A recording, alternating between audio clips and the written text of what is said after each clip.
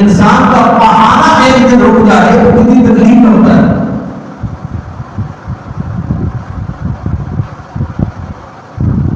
بہانہ کرنے کے بعد کبھی نہیں کہا الحمدللہ الذی اذھب عنی العذاب وعافانی.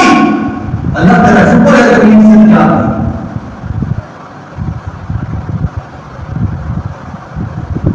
اللہ نے کیا فرمایا؟ فرمایا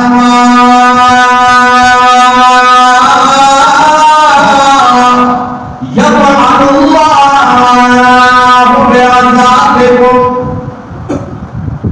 ما یفعل اللہ بعذابکم. کائنات والو اللہ کو کیا ہو گیا ہے کہ اللہ تمہیں عذاب میں مبتلا کرے؟ کیا ضرورت ہے اللہ کو کہ اللہ تمہیں عذاب میں مبتلا کرے؟ اللہ کو کیا ضرورت ہے؟ ان شکرتم وآمنتم، اگر تم اللہ کا شکر ادا کرو، اللہ کی نعمتوں کا شکر ادا کرو اور اللہ پہ بھروسہ کرو تو اللہ کو کیا ہو گیا کہ اللہ تمہیں عذاب میں مبتلا کرے. وَكَانَ اللَّهُ شَاكِرًا عَلِيمًا، اور اللہ بڑا قدردان ذات ہے، جاننے والا ذات، جاننے والی ذات ہے. تمہارے ہر نیکی کی قدر کرتا ہے، لیکن تمہارے سینوں میں جان کر بھی نہیں جائے گا جس نیت کے ساتھ تم یہ عمل کر رہے ہو. یہ خیر کا کام کس نیت سے کر رہے ہو؟ اللہ کی رضا کی خاطر یا دکھلانے کی خاطر؟ واضح فرمایا اللہ کا حکم ہے. اللہ نے فرمایا، اللہ نے یہ قانون مقرر کر دیا ہے کہ عذاب تب آتی ہے جب انسان حد سے بڑھ جاتا ہے، ناشکریوں میں حد سے بڑھ جاتا ہے، جب اللہ کی طرف سے عذاب آتا ہے.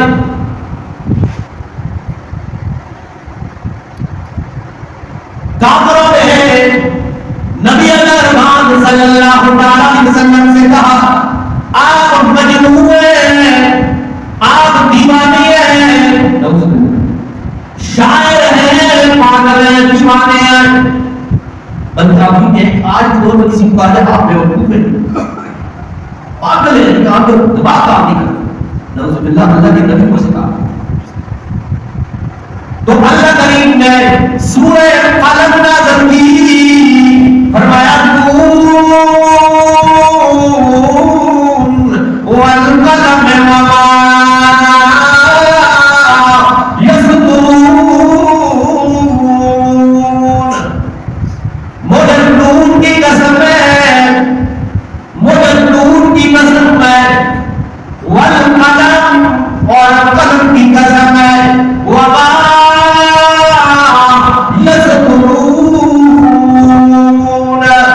اور اس صدر کی قسم ہے، اس عبادت کی قسم ہے کہ جو رب الجلال نے تمہاری لوح محفوظ میں تمہاری قسمت جس قلم کے ساتھ لکھی ہے اس کی قسم.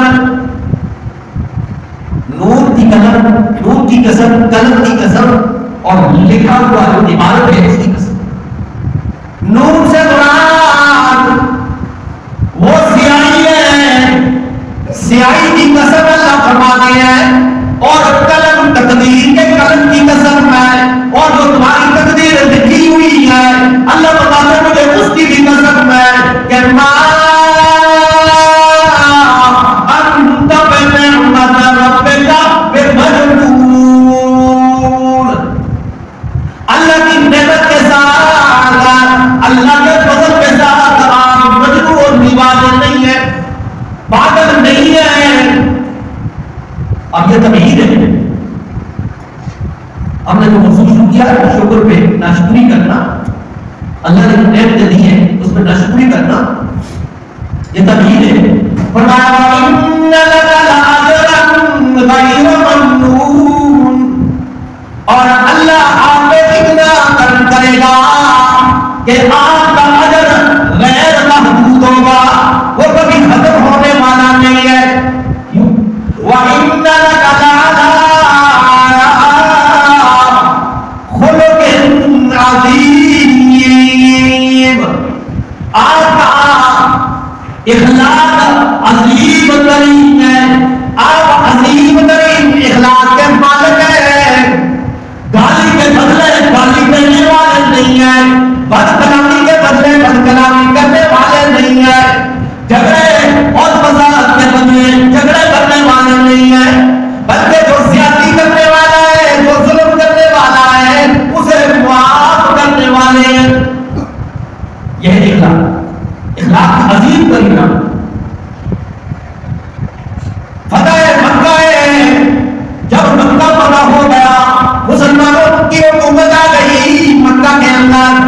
یہ وہی مکہ تھا جس میں حضرت بلال رضی اللہ تعالیٰ عنہ کو تپتی ہوئی ریت میں لٹایا گیا، حضرت خبیب کو گرم کوئلوں میں لٹایا گیا، صحابہ کرام کو گھسیٹا گیا، نبی کریم صلی اللہ علیہ وسلم میں اوٹیاں ڈالی گئی، کوڑے ڈالے گئے. آوازیں کیسی ہیں؟ اللہ کے نبی صلی اللہ علیہ وسلم جا رہے ہیں، راستے میں کانٹے پہ چل رہے ہیں. اب مسلمانوں کی حکومت آ گئی، اب وہ کافر وہ مشرک اب منہ چھپا کے پھر رہے ہیں. اللہ کو اب نبی کا کام، ایک صحابی نے جھنڈا اٹھایا اور کہنے لگا اليوم یوم الملحمہ، آج بدلے کا دن ہے، آج چپ چپ کے بدلے لیں گے. جنہوں نے ہمیں ستایا تھا، مارا تھا، ہمیں ذلیل کیا تھا، رسوا کیا تھا، آج چپ چپ کے بدلے لیں گے. نبی صلی اللہ علیہ وسلم کو پتہ چلا کہ ایک صحابی ہے چکر لگا رہا ہے گلیوں میں اور کہہ رہا ہے اليوم یوم الملحمہ، آج بدلے کا دن ہے، بدلے لیں گے. تو نبی صلی اللہ علیہ وسلم نے اسے بلایا، سب یہ کیا کہہ رہے ہیں؟ اللہ کے نبی ہاں آج بدلے کا دن ہے. فرمایا کہاں سے چکر لگا کے آیا ہے؟ یہ ڈنڈا اٹھا کر پھر چکر لگا اور کہتا تھا اليوم یوم المرحمہ، آج معافی کا دن ہے، آپ معاف کرنے کا دن ہے، آج تو برف رکھنے کا دن ہے، سب کو معاف کرنے. تو عظیم اخلاق والے تھے. پھر فرمایا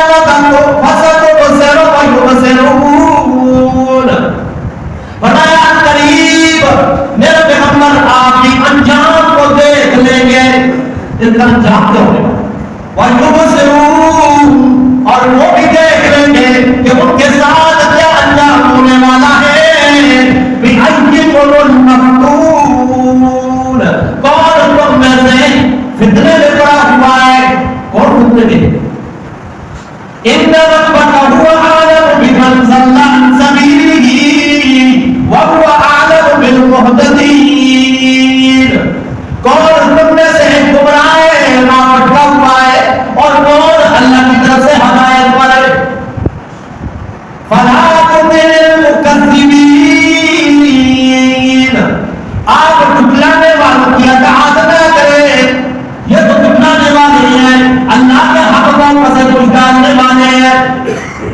وَدُّوا لَوْ تُدْهِنُ فَيُدْهِنُونَ، اور یہ چاہتی ہے کہ آپ کمزور ہو جائیں، سست ہو جائیں، اللہ کی وحدانیت بیان کرنے میں سست ہو جائیں، یہ بھی سستی چاہتے ہیں. وَلَا تُطِعْ كُلَّ حَلَّافٍ مَّهِينٍ. اب اللہ نے ایک بیان کی ہے، ایک جاہل کے در کتنے اعلان، کتنی خرابیاں موجود ہیں. فرمایا فَلَا تُطِعْ كُلَّ حَلَّافٍ مَّهِينٍ. فرمایا آپ حد زیادہ قسم کھانے والے ذلیل لوگوں کی اطاعت نہ کریں. بات بات پہ قسم کھاتی ہیں، اپنی طہارت بیان کرنے کی کوشش کرتی ہیں، اپنے آپ کو پاک بنانے کی کوشش کرتی ہیں. ہمارے مشاعر بنمیم. فرمایا یہ تانا کہنے والے ہیں اور من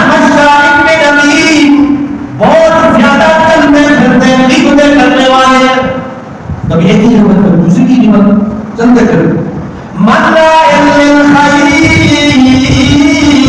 للخیر، بڑا خیر سے منع کرنے والے، خیر سے روکنے والے، معتد عظیم، بہت زیادہ حد سے بڑے بڑے گناہگار ہیں، عتل بعد ذلک زنیم، بدخو بدمزاج، بعد ذلک زنیم۔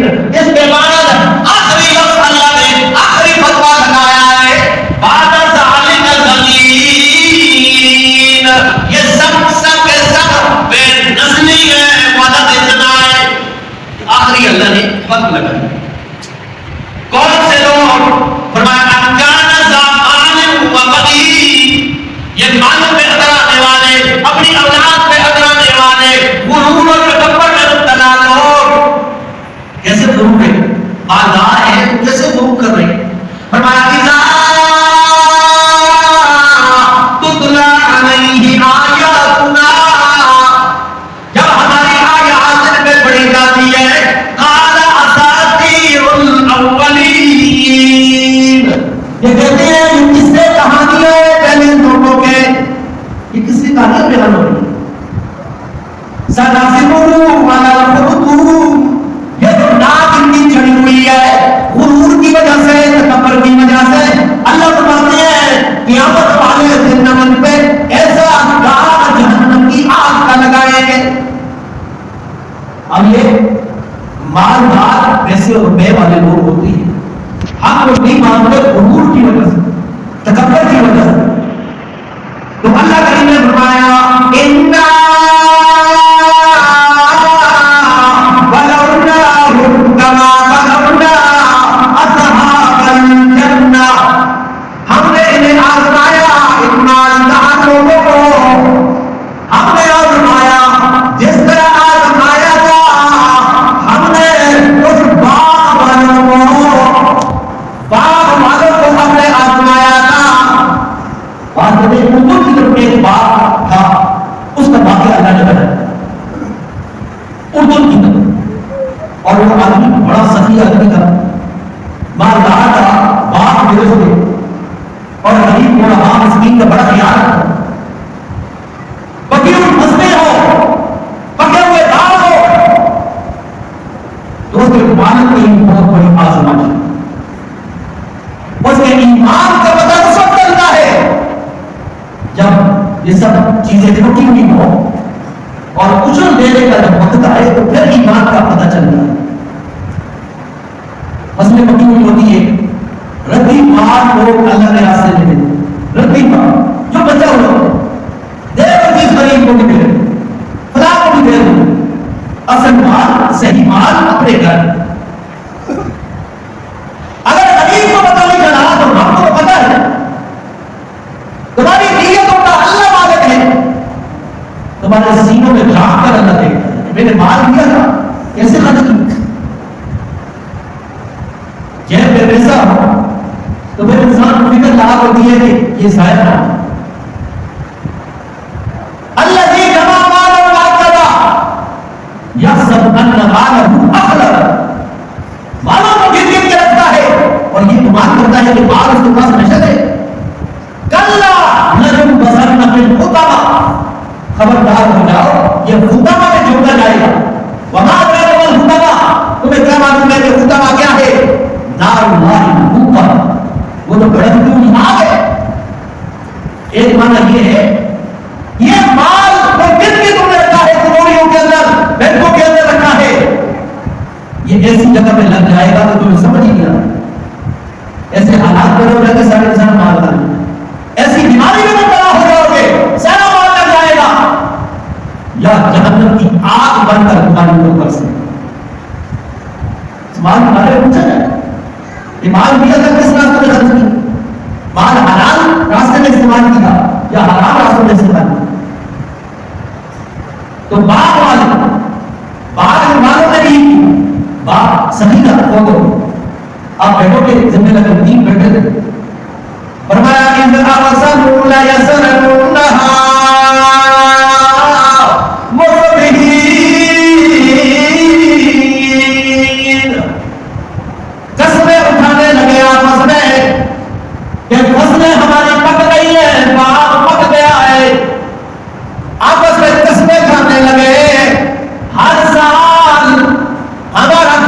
پورا نہیں ہوتا ہے، ذخیرہ پورا نہیں ہوتا ہے، اور مسکین بھی آ جاتی ہے، انہیں بھی دینا پڑتا ہے.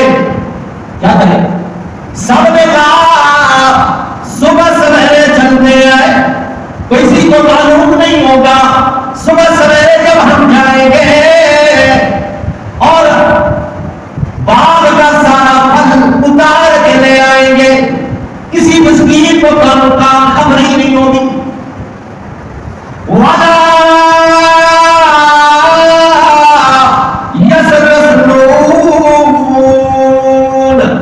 اور انہوں نے استثناء بھی کیا کہ کل ہم پھل توڑ کے لائیں گے انشاءاللہ. یہ نہیں استثناء نہیں کیا، بلکہ یہ کہا کل ہم پھل لائیں گے توڑ کر انشاءاللہ نہیں. نبی کریم صلی اللہ علیہ وسلم کے پاس یہود و نصارہ نے 3 سوال کیے. اللہ کے نبی صلی اللہ علیہ وسلم نے کہا کہ کل جواب دوں گا، کل جواب دوں گا. انشاءاللہ نہیں کہا تو 18 دن تک اللہ کی طرف سے وہی بند ہو گئی. یہ تو اللہ کی طرف سے تبلیغ عمل ہے، کوئی زکات نہیں تھا. تو اللہ کریم نے فرمایا میرے پیغمبر وَلَا تَقُولَنَّ لِشَيْءٍ إِنِّي فَاعِلٌ ذَلِكَ غَدًا. فرمایا آپ ایسے نہ کریں کہ کل میں یہ کام کروں گا، إِلَّا أَن يَشَاءَ اللَّهُ. یہ ضرور کام ہے کہ اللہ جو چاہے ویسے کروں گا، انشاءاللہ ضرور کام. نبی کریم صلی اللہ علیہ وسلم نے صحابی سے پوچھا میرے صحابی کل کیا پروگرام ہے؟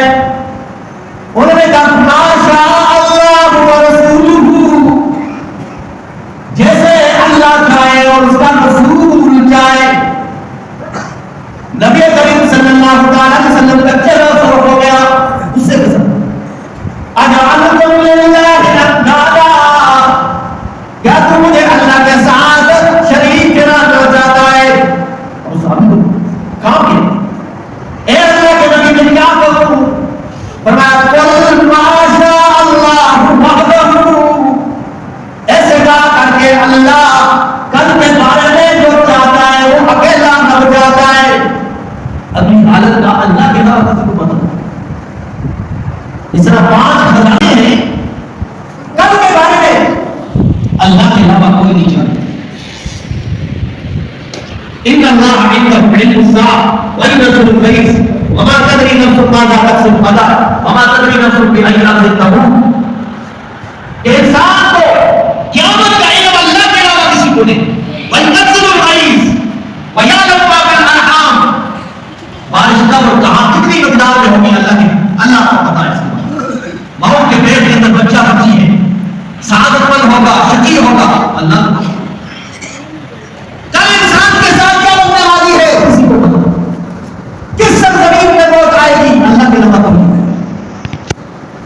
تو فرمایا اللہ کریم نے کہ انشاءاللہ ضرور کہا اگر میرے پیغمبر اس انسان قرآن مجید کے اندر فرمایا والا یستثنون، انہوں نے استثناء نہیں کیا. فَقَامَ عَلَيْهَا طَائِفٌ مِّن رَّبِّكَ وَهُمْ نَائِمُونَ.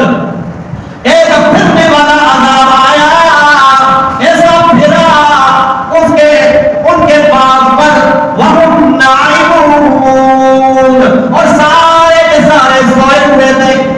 سوئے ہوئے انہیں پتہ نہیں تھا. فَأَصْبَحَتْ كَالصَّرِيمِ، ان کے سارے باغ کو ریزہ ریزہ کر دیا، ٹکڑے ٹکڑے کر دیا. فَتَنَادَوْا مُصْبِحِينَ، صبح سویرے پکارنے لگے آؤ بھی چلے. أَنِ اغْدُوا عَلَىٰ حَرْثِكُمْ إِن كُنتُمْ صَارِمِينَ، آؤ جلدی جلدی چلے تاکہ اللہ لائے دوڑے جلدی جلدی آ جاؤ. صبح سویرے فَانْطَلَقُوا وَهُمْ يَتَخَافَتُونَ، صبح سویرے چلے اندھیرے کے اندر اور آپس میں سب کچھ نہیں بات. اللہ يَدْخُلَنَّ اور یہ کہنے لگے کہ آج کوئی مسکین نہ آنے پائے، کسی مسکین کو کانوں کان خبر نہ ہونے پائے. وَغَدَوْا عَلَىٰ حَرْدٍ قَادِرِينَ، اور وہ صبح سویرے نکلے. ہر دن کا ایک معنی ہوتا ہے ارادہ کرنا، دوسرا معنی ہوتا ہے غصے سے. فرمایا تو غصے کے ساتھ وہی اس ارادے سے نکلے کہ آج تو اپنی فصل پہ ہم قادر ہیں، سارا کام لے کر آ جائیں گے، سارا پھل لے کر آ جائیں گے. فَلَمَّا رَأَوْهَا قَالُوا إِنَّا لَضَالُّونَ، اب جب انہوں نے اپنی فصلوں کو دیکھا، اپنے باغ کو دیکھا، ہم کوئی راستہ نہیں بڑھے، ہماری فصلیں تو نہیں ہے، بالکل کٹے ہوئے درخت ہیں، کوئی اور جگہ پہ ہم آ گئے ہیں. بل نحن محرومون، جب اور گیا تو پتہ چلا سارا باغ اللہ نے ملیا میں کر دیا. ان کے اس ارادے کے ساتھ برے ارادے کو کیا انہوں نے، دل میں کوئی نیتیں کی ہے نا، نیتوں کا مالک ہے. اب وہ فصل بھی جو باغ تھا یہ اللہ کی طرف سے نعمت تھی، اور نعمت پر شکر ادا کرنے کی بجائے شکر کیا تھا؟ عشر ادا کرنا. اس میں سے فصلوں میں سے اللہ کا حصہ نکالنا، صدقہ کرنا، خیرات کرنا. اب نیتوں میں دور آیا تو اللہ نے تو ساری فصلوں کو محروم کر دیا. اب یہ بات ہے کہ آج مال دولت کسی پاس کوئی نعمت آ جائے تو اس پہ ایک تو تکبر اور غرور میں آ جاتا ہے، دوسرا اللہ کا حصہ نکالنا. اب یہ مال ہے، اس میں حصہ نکالنا، زکات کی صورت میں، صدقات کی صورت میں. اگر کسی کے پاس فصلیں ہیں، پتی ہوئی فصلیں ہیں، اس میں دل کے ارادے کے ساتھ اچھا مال اس میں سے نکال کر عشر ادا، اچھا مال، ردی مال نہیں. اور پھر ہم سے سوچتے ہیں، بعض لوگ ہم سے مسئلے پوچھتے ہیں، بھائی زکات ہے مال کی پاکی، عشر ہے فصلوں کی پاکی، سارا سال جو مال تم کھاؤ گے، جو یہ دانا کھاؤ گے، رزق کھاؤ گے، اس کی پاکی کیا ہے؟ اس کو پاک کر کے اللہ نے تمہیں دیا ہے، کیسے کریں گے؟ اس میں سے عشر نکالیں. اب عشر تو کرے انسان سمجھے اپنے اوپر بہت زکات کو ٹیکس سمجھے تو کیسے اس مال میں سے بچے، اس فصلوں میں کیسے برکات ہوگی؟ اچھا مال اللہ کے راستے میں دینا چاہیے. جس رب نے ایک دانے کے بدلے میں کئی گنا تمہیں عطا کیا، محنت تمہاری تھی لیکن رب کا کرم بھی تھا. وقت پہ فصلیں ہونا، وقت پہ تمہیں یہ فصلیں ادا کرنا، اس میں سے فائدہ دینا، یہ اللہ کا کرم ہے. اور اس کرم کے بدلے میں اللہ کا شکر ادا کرنا تمہارا کام ہے. اللہ سے دعا ہے اللہ محمد کو بھی نصیب فرمائے. وآخر دعوانا